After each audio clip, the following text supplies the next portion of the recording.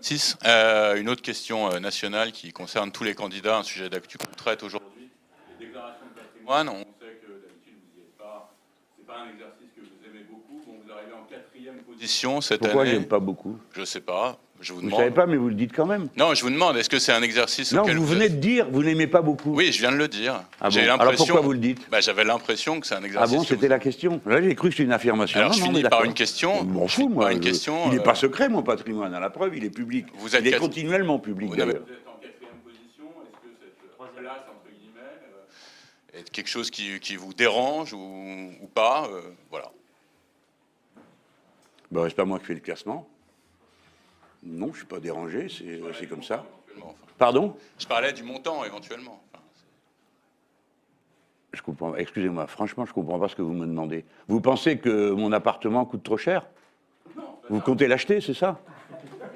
Non? C'est quoi le truc? Ça a beaucoup augmenté, donc je ne sais pas. Ah oui, ça c'est clair. Mais moi, j'y suis pour rien. Vous avez demandé à Madame Hidalgo pourquoi les prix de l'immobilier à Paris ont augmenté de 350%. C'est pas moi, hein. Moi, j'ai rien demandé du tout. Là, j'ai encore moyen. Alors, je suis propriétaire d'un appartement à Paris. Les appartements à Paris ont beaucoup augmenté. Moi, j'ai quand même 70 ans. Donc, si vous voulez, j'ai eu le temps de faire la fourmi quand d'autres faisaient la cigale. Et donc, avec mes résultats de fourmi, j'ai acquis un appartement qui a augmenté dans des proportions considérables. Mais ce que je voudrais surtout vous dire, c'est que l'augmentation des prix à Paris n'a pas augmenté la surface dans laquelle je vis, hélas. Remarquez, ça me va. J'ai 100 mètres carrés, c'est largement assez. C'est beaucoup trop à entretenir. Voilà. Non, j'ai pas de problème avec ça. Je sais que il y a une propension chez les riches, chez les bourgeois, à dire comment, Monsieur Mélenchon, vous défendez les pauvres et le SMIC, et vous avez un bel appartement, Monsieur Mélenchon. C'est un problème. Parce que d'ailleurs, des fois, quand je suis dans l'avion et que je suis devant l'avion, à l'avant de l'avion, vous avez des types qui me passent devant et qui disent « Ah, on les voit, les ceux de gauche qui sont devant ».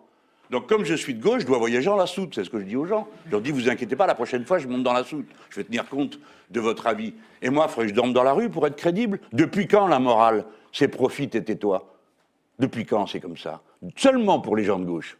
Seulement pour les gens de gauche. J'attends de voir, ça va m'amuser de voir comment vous posez la question, Madame Pécresse, de savoir quel effet ça lui fait d'avoir 1 million d'actions dans une entreprise que je vais nationaliser. Ça va être intéressant. Quant au reste, j'ai déjà dit 100 fois, moi, j'ai un appartement, j'ai une famille qui est anti-héritage, donc vous avez une chance raisonnable de retrouver mon appartement dans une fondation après mon décès, occurrence sur laquelle je ne me sens pas trop pressé pour l'instant. Hein, voilà. Après, il y en a qui sont riches, il y a des déclarations qui m'ont bien impressionné. Hein. Monsieur Macron a 500 000 euros. Alors lui, c'est plus une cigale, hein, c'est un moulin à jeter les billets par les fenêtres. Parce que compte tenu de ces... Non, mais franchement... Un gars qui gagne 900 000 euros et qui n'en met pas un seul de côté, mais c'est un problème.